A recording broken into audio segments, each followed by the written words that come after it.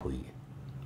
लेकिन जो दूसरे दस्तावेज हैं वो कहते हैं 5,000 से 10,000 लोगों की हत्या हुई। और जिन्ना के कथन की याद दिलाई। जिन्ना ने कहा था या तो मुझे डिवाइडेड इंडिया चाहिए या डिस्ट्रॉयड इंडिया चाहिए।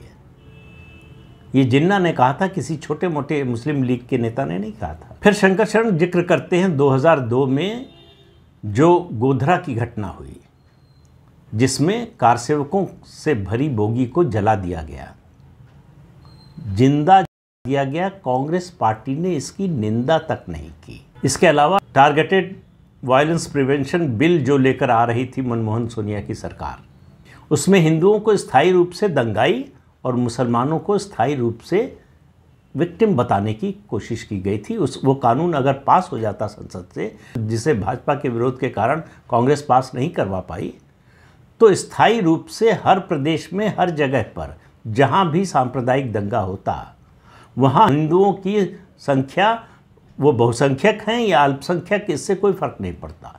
दंगे के लिए जिम्मेदार सिर्फ हिंदू माने जाते और उसके पीड़ित सिर्फ मुसलमान माने जाते। ये है कांग्रेस का हिंदू विरोधी चेहरा। ये मैं अपनी ओर से कह रहा हूँ। फिर उन्होंने याद दिलाई ए.के. एंटनी कमेटी की रिपोर्ट की, जिसमें कहा गया कि कांग्रेस की छवि मुस्लिम परस्त पार्टी की हो गई। ये 2014 के लोकसभा चुनाव के बाद कांग्रेस ने हार के कारणों की समीक्षा के लिए ए.के. एंटनी के नेतृत्व में एक कमेटी बनाई थी, जिसकी रिपोर्ट कभी सार्वजनिक नहीं की गई। उसकी ये एक दो बातें ही जो है बाहर निकल कर आई, जिसमें ये कहा गया। उसके बाद भी कांग्रेस ने कोई कोर्स करेक्शन नहीं किया। और शंकर शरण जी का मानना है कि इसी के कारण, इन घटनाओं के पूरे घटनाक्रम है, इसके कारण हिंदू कांग्रेस से दूर होते चले गए। वो कहते हैं कि महात्मा गांधी 3 दशक तक मुसलमानों को ब्लैंक चेक देते रहे और आखिर में पाकिस्तान भी दे दिया।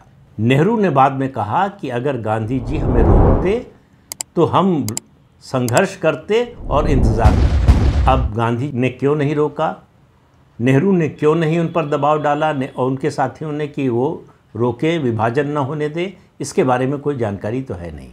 ये मैं अपनी ओर से कह रहा हूँ। मौलाना मोहम्मद अली और मौलाना राशिद अली कहते हैं कि ऐसे नेता गांधी जी को लगातार अपमानित करते रहे। तो गांधी मुस्लिम हितों की रक्षा के लिए, उनके संरक्षण के लिए खुद तो डूबे ही, बड़ी संख्या में हिंदुओं को भी लेकर डूब गए।